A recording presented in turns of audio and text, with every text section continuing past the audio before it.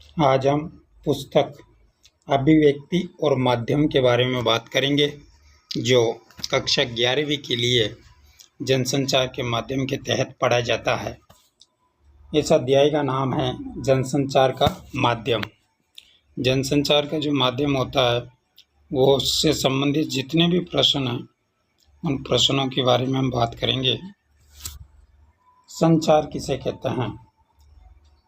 मौखिक या लिखित संदेश को एक स्थान से दूसरे स्थान या एक व्यक्ति से दूसरे व्यक्ति तथा व्यक्तियों के समूह को भेजने की क्रिया को ही संचार कहते हैं।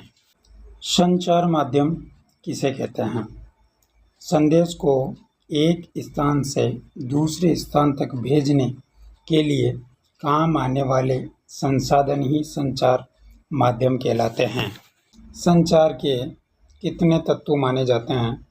संचार के 4 तत्व माने जाते हैं, जिनमें पहला है स्रोत या संचारक, दूसरा है संदेश, तीसरा है माध्यम और चौथा प्राप्तकर्ता। इस तरह संचार के 4 तत्व माने जाते हैं।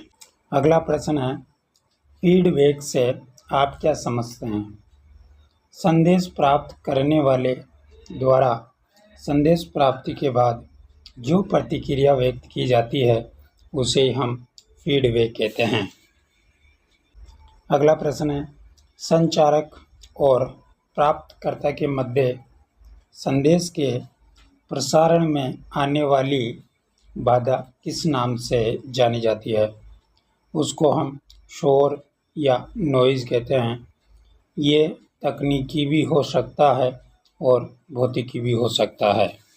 अगला प्रश्न है, संचार कितने प्रकार के होते हैं? नाम लिखिए। संचार 4 प्रकार के होते हैं।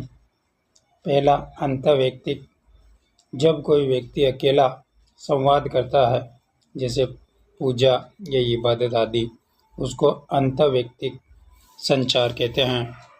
दूसरा है अंतर्वैयक्तिक संचार, 2 व्यक्तियों के मध्य होने वाला संवाद, जैसे फ़ोन पर बात करना, भी अंतर्वैयक्तिक संचार के माध्यम के अंतर्गत ही आते हैं। तीसरा संचार का प्रकार है समूह संचार, जब 2 से अधिक व्यक्ति आपस में संवाद करते हैं या कोई बातचीत करते हैं, जैसे किसी कक्षा में अध्यापक व बच्चों के बीच होने वाला संचार समूह संचार के अंतर्गत ही आता है।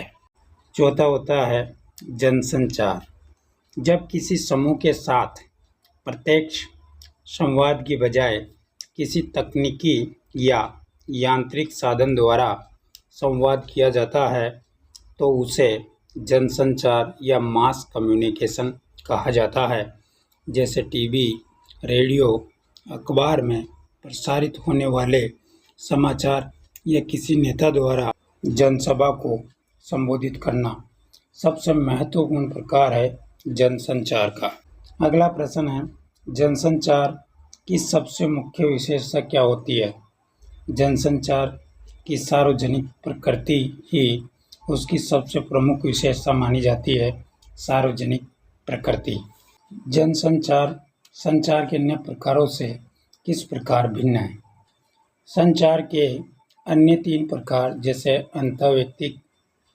अंतर्वैयक्तिक और समूह संचार में संचारक और प्राप्तकर्ता में सीधा संबंध स्थापित होता है, जबकि जनसंचार में संचारक और प्राप्तकर्ता के बीच सीधा संबंध नहीं होता।